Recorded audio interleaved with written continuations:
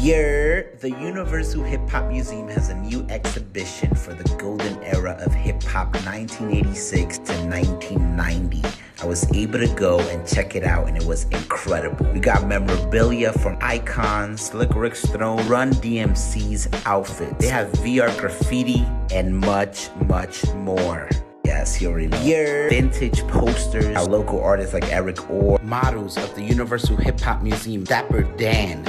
They had a live DJ just vibing out, a giant boombox, one side playing East Coast hip hop, the other West Coast. They recreated Yo MTV Raps, Crash, pioneer graffiti artist, an immersive hip hop experience right here in the Boogie Down Bronx. Was able to chop it up with Rocky, the owner, and vibe out. Universal Hip Hop Museum, new activation, present right here at the Bronx Terminal Market. Come check it out, vibe out, and experience hip hop. Hey, it's your brother Van Silk. Not in my house. Woo! This is going to be a great topic today. Because in hip hop, the flyers are very important. The authentic flyers, not the copies off the internet, the authentic flyers. The letters, the archive, the business cards, the Polaroids, the pictures, everything that accumulated in the culture the first 25 years. But the early years, the first 12, 10, 15 years, the artifacts are very rare. They're very important. And I like to sit up here today and acknowledge those who have articulated, collected, and cultivated those artifacts. Now, when people ask me, am I a hip-hop historian? No, I'm a true historian.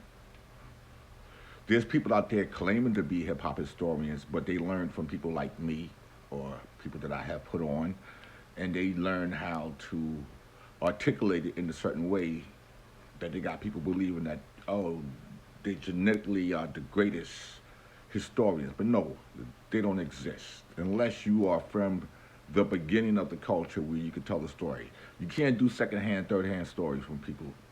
Because now I feel that you had to be there. Now, I'm not taking credit away for knowledgeable people that have some knowledge, but they still have to get it right. When I look at museums, the only museum that I'm going to acknowledge, and the only museum that's going to count, will be the Universal Hip Hop Museum, opening 2024 in the Bronx, and that's where it's going to be.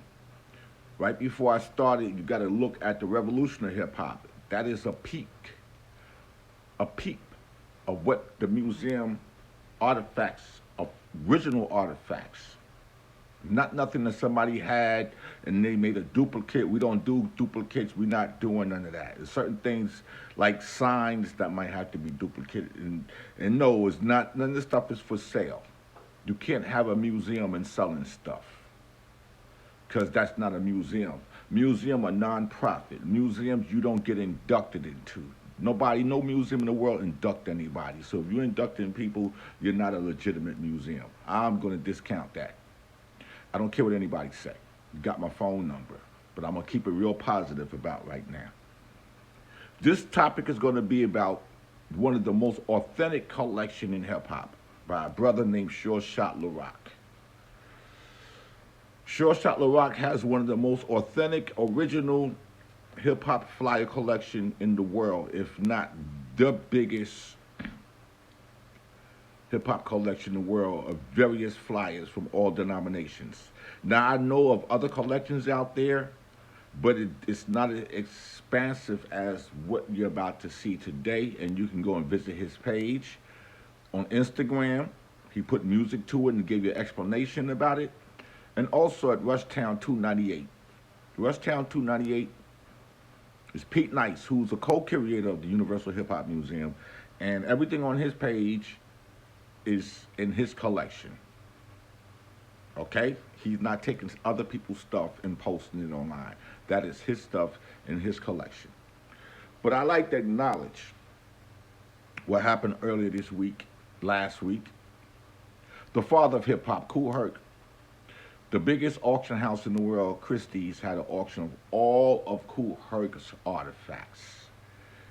Now, when people look at the price of what his stuff went for, don't think because you have something that it's going to go for the same price. That's Kool Herc's stuff. He birthed the culture of hip hop. And the stuff that you're looking at as I'm talking about right now, from his speakers to his set to a Polaroids that he had. Now we're talking about Polaroids from '74. Pictures, invitation cards, the 3 invitation cards you're looking at. Okay, the flyers that all came from the Kool Herc collection at Christie's that went on last week. And it did well over $1 million, which he's well deserved of. That's his bag. He's well deserved of that at the age he's at now, and health-wise, I hope he get better.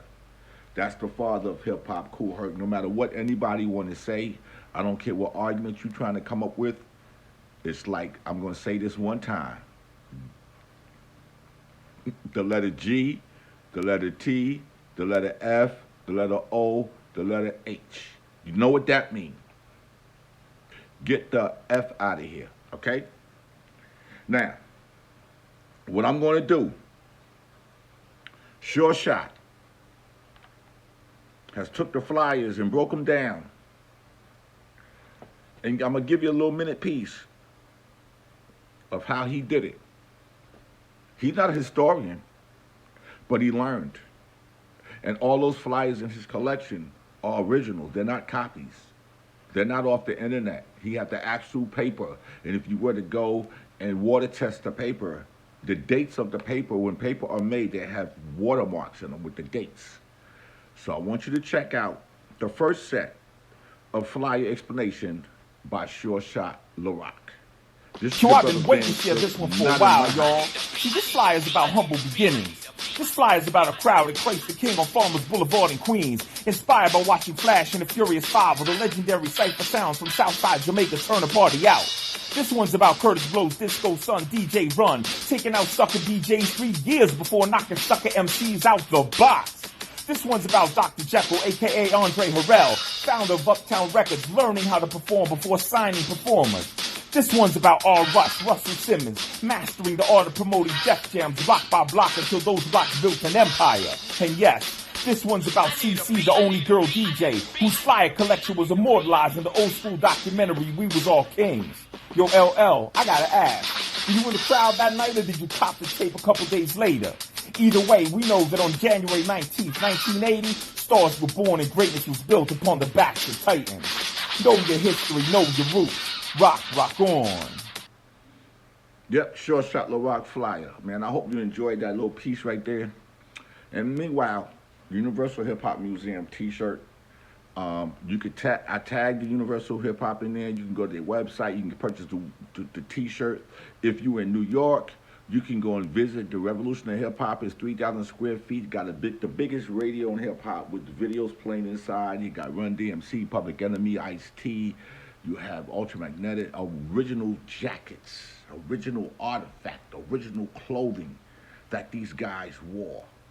And that's the importance of the first 25 years in hip hop. Even though it's going to be 50 next year, the first 25 count. And it's important that the younger artists learn about the culture in the beginning. You know, everybody's rushing to do the 50th anniversary because I call them culture vultures. I don't know what they want to do. But at the end of the day, do you. I'm going to let you know I'm doing me. Meanwhile, here's some artifacts from Rush 298, Pete Nice collection. Some of the pictures, you know, that's me with the Force MDs, the original Force MCs who became the Force MDs. There's pictures with Pete Nice and Eazy-E. There's some flyers. There's posters with Big Daddy Kane. And, you know, Pete Nice and Paradise from X-Clan, they are the co-curators of the Universal Hip Hop Museum. And Pete has put in a lot of work. And everything you see on that Rushtown 298 is all in his collection. And some of that stuff is inside of the Revolution of Hip Hop, which you need to go visit. And it's right there located in the Bronx, The Bronx Terminal Market, 610 Exterior Street, and you could take a tour of the establishment. And right across the street, you can get a picture of the 54,000 square feet Universal Hip Hop Museum. I'm gonna give you another look at SHA'ROCK flyer collection.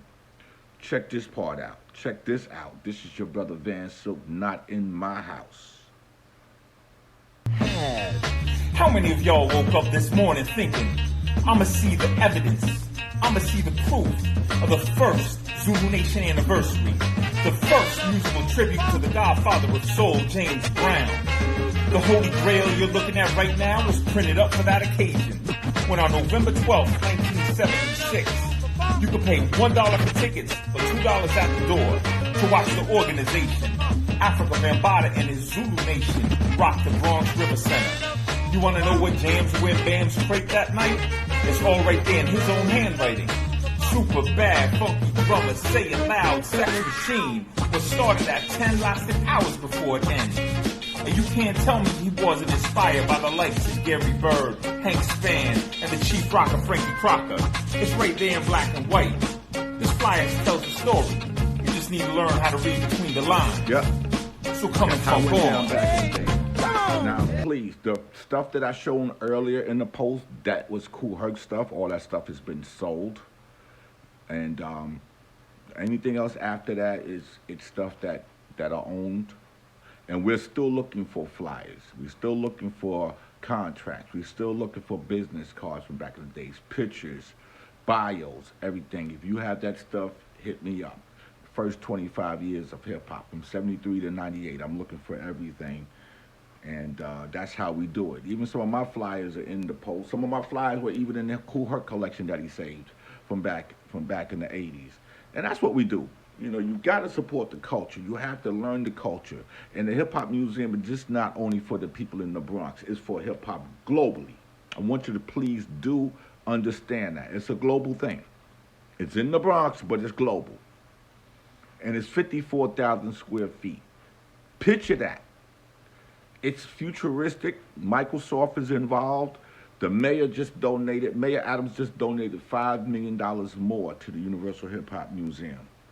And like I said, that is the only museum in hip hop with authenticity. That's authentic. I can't say certain words. Wow. But this is your brother Van Silk, not in my house. I'm going to give you another SHA'ROCK flyer breakdown. Check this part out. I love this one right here. I think this one is dealing with the Harlem MCs. If I'm not sure, that'll be the last video that I play of this segment. SHA'ROCK Fly Collection, Rush 298, Rushtown 298. The godfathers of hip-hop artifacts. Picture this, Christmas in 78, a couple dollars in your stocking, man, you're feeling great, but how to spend it? Come on, there ain't no debate, you're gonna go to a show, but gotta pick the date.